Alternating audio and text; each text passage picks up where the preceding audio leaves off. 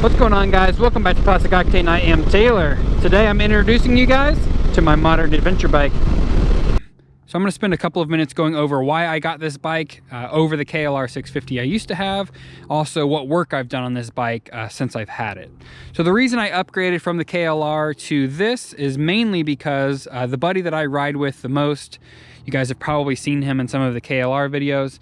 He used to have a BMW 310 GS. The KLR and the 310 were very similar bikes as far as speed goes on the street. So when we rode, it was pretty easy for us to keep up with each other. As soon as he outgrew that, he traded it in on a BMW 750 GS, and all of a sudden the KLR could not keep up. I mean, he would just be zooming and I would be like, well, I guess I'll just see you there because I'm just going to be, you know, tractoring back here. So that started my search for something that had a little bit more power, something that was a little bit more modern. You know, the KLR, I labeled it as a modern bike, but let's be honest, the KLR, like the technology's from the 1980s. So I wanted to get something that was fuel injected, that had a good amount of power, had good brakes. So I was looking for either a Tiger 800 XCX or an F800 GS. If you guys have followed the channel for any amount of time, you know that I cannot have nice things. I can't buy a nice version of anything. I have to kind of seek out the basket cases or the terrible versions of anything. So that's what I got here. So I bought this bike from the insurance auctions completely totaled. And I will throw a picture up now of what the bike looked like when I first got it. So as you can see, the bike was in pretty rough shape when I got it. Most of the damage was kind of on this front right section here. That's where the bike went down. So this whole side fairing right here was cracked and hanging off. Radiator was missing. Windshield was broken. Headlight was broken. Front fender was either broken or missing. I can't remember. And then the engine guard itself was all mangled. So luckily, that engine guard that was on the bike took the brunt of the accident, and it kept all of the engine and everything in perfect condition. Nothing hit any of the crankcases or the fins or even the exhaust pipe or anything like that. You can see, maybe you can see in there's a little bit of a dent. That's how far pushed in. This is the exact same make and model as the one that was on the bike when I got it. It pushed all the way in there, but again, it took the brunt of the accident. So the main reason it was totaled is because this whole front fairing, to replace it, is extremely expensive.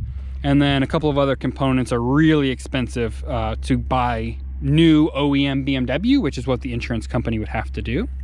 I was able to kind of plastic weld and kind of hot staple, or whatever they call that, the fairing back together, buy a new radiator, you know, a couple of other new components. I bought most of the stuff used off of eBay.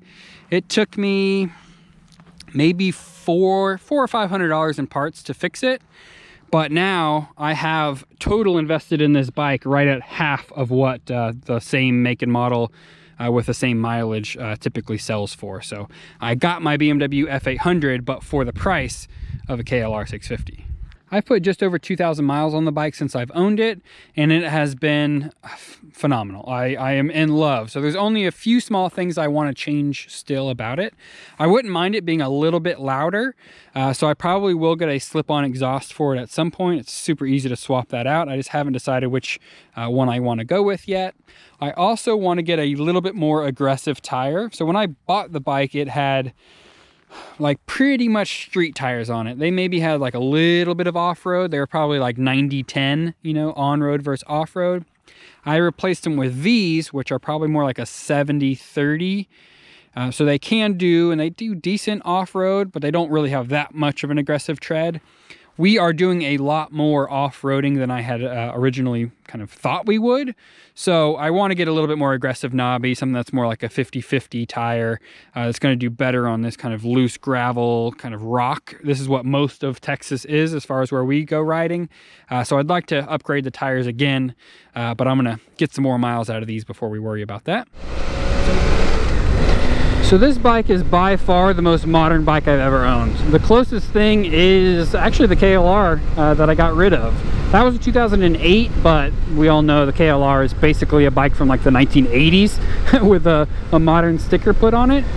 So that bike was a single cylinder, carbureted, basically no electronics, you know, very archaic suspension, just kind of nothing special. It was just built to be kind of a tractor that could, you know, take you anywhere. This bike is basically a spaceship in comparison. So this is an 800cc parallel twin, makes just under 100 horsepower, which is right at double what the KLR made. Has full modern suspension with inverted forks. It's got Brembo twin disc brakes with ABS. I mean, it's wild. I mean, I got my little grip heaters on so my hands don't get cold. I mean, I'm spoiled at this point. And that brings me to kind of like the pros and cons list of this bike. So it's probably 95% pros. So we'll start there. Pros are power. It's incredible. The only time the power is a little bit too much at sometimes, which is really just on me more than it is on the bike, is kind of slow speed off-road.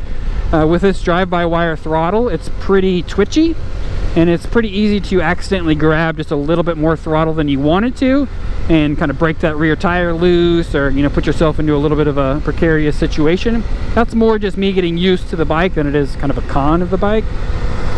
On the street, the power is incredible. It's more than enough to cruise highway speeds all day, pass people when you need to. I mean, pull the front tire off the ground if that's something you're into. It's pretty awesome. The brakes are nuts. I mean, Brembos, like, I rarely get into the ABS just because I don't really ride that hard, but I mean, like, 2 fingers like can slow this thing down from highway speeds in no time. So the brakes are awesome. Suspension is super comfortable. The bike itself is incredibly comfortable with the riding position as well. It's the only bike I've ever owned that I can ride for 8 to 10 hours and I get home and I kind of want to turn around and ride some more. Like, it's incredible to ride all day. So I'm super excited about that.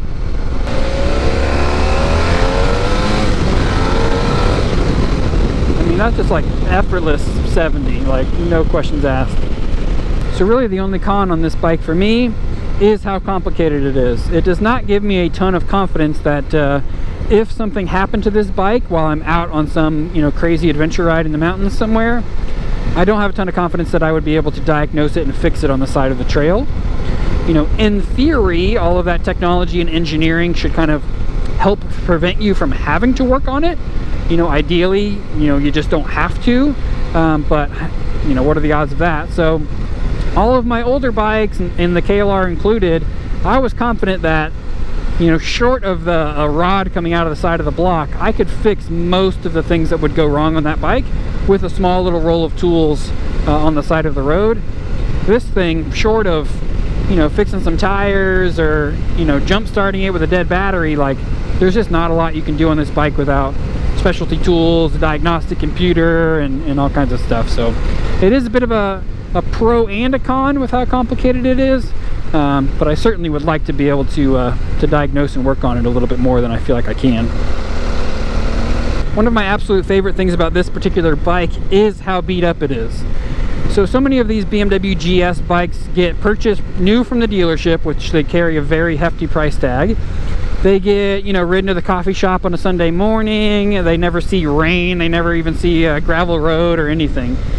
And it's sad to see. It's, you know, it's a similar story with Jeeps that never actually get taken off road. This one has very much not had that pampered life. So it had, you know, 20,000 miles on it when I got it. I imagine a good portion of those were off-road. It already had a bunch of dings and dents and scratches, and, you know, was very obviously wrecked when I bought it.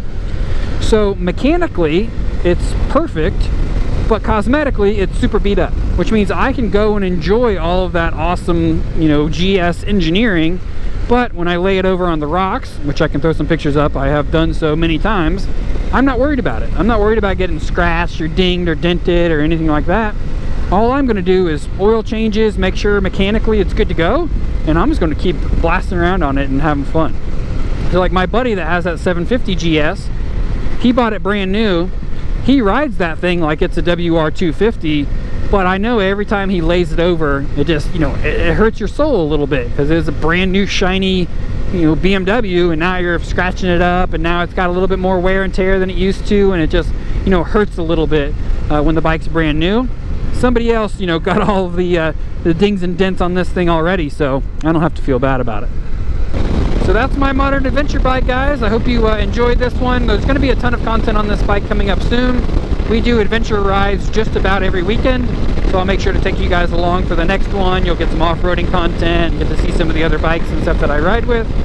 We also have some kind of epic week-long trips to the mountains planned for later this year. And of course, I'll take you guys along for the ride when we do that. The next video you guys are going to see is probably going to be on the R65. We're still fabricating that rear subframe. So that'll be next week. I appreciate you guys watching as always, and I'll see you then.